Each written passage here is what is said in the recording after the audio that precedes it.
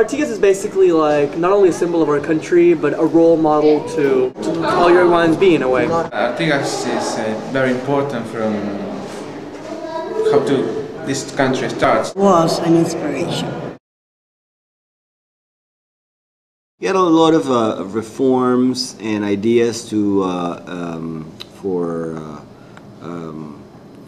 how to distribute the land.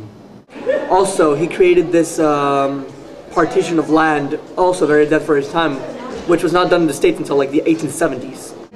Some of his ideas are still, how can you say,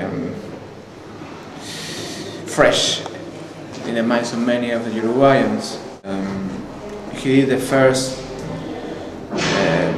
land division in this country.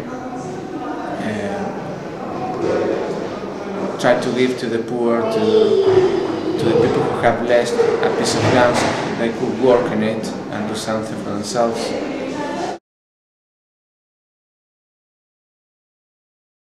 Many of his ideas were very advanced for the time, not only for the country itself, but for the world.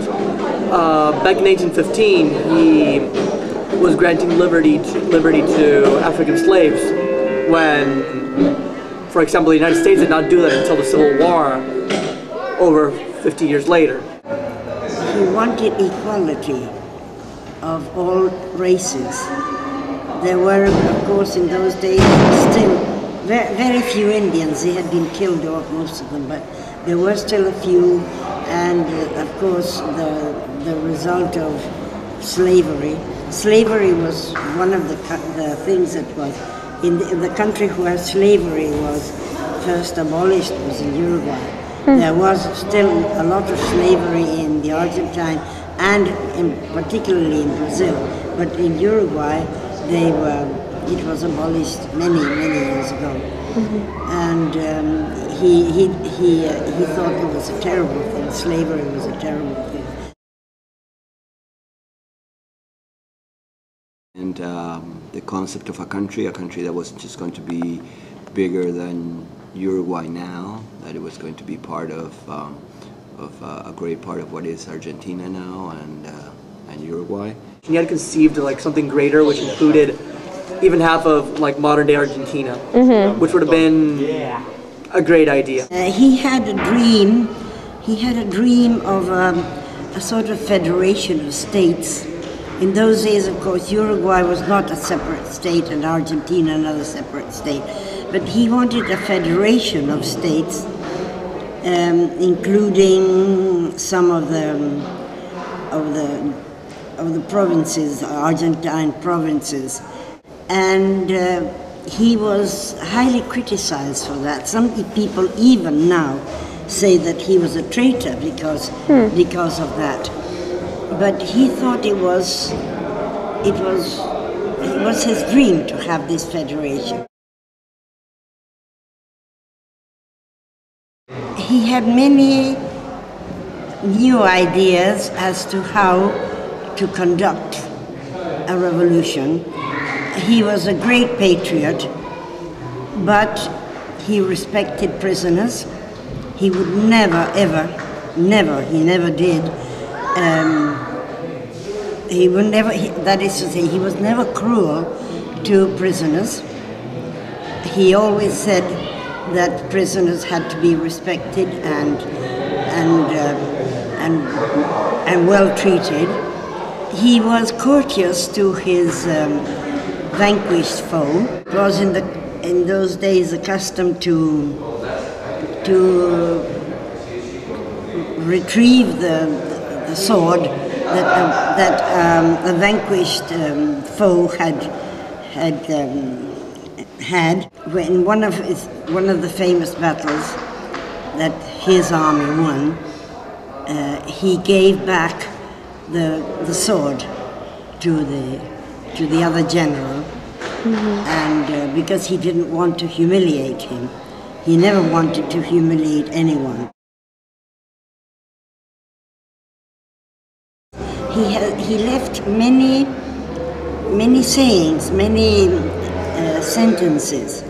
Like, for instance, he said that Uruguayans had to be as educated as they were brave.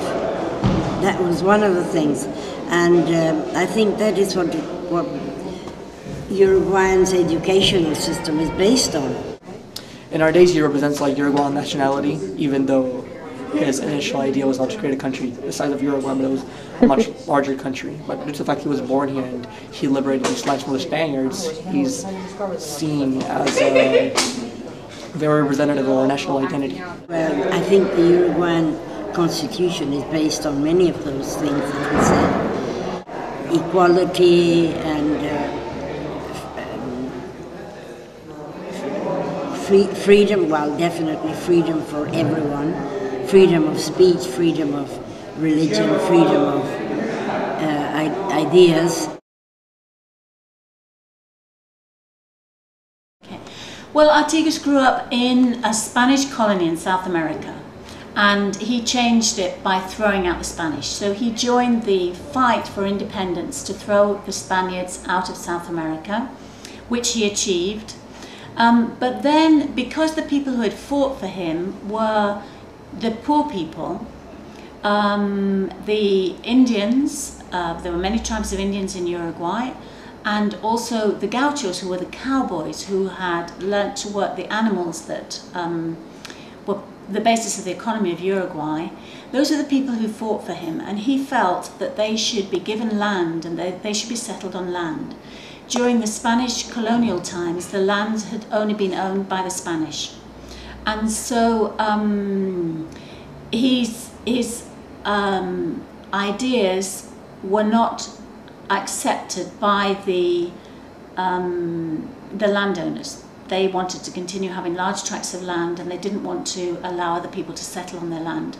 And that was what led to the defeat of Artigas, because they brought in the Portuguese army to defeat Artigas. But he left behind him very important moves towards democracy, because he found himself in isolation up in the north of the country, but near to other provinces of the viceroyalty, the original Spanish viceroyalty. And they liked his ideas. He believed that each province should govern itself independently within a larger federation. And these ideas were based on the independence of the United States. And he was also influenced by the French Revolution, obviously getting rid of the royalty and people being able to govern themselves. And so those ideas are still very much the basic focus of people here in Uruguay. They're very independent spirit, and they believe that they should govern themselves, and they have a very strong democracy because of that. Thank you.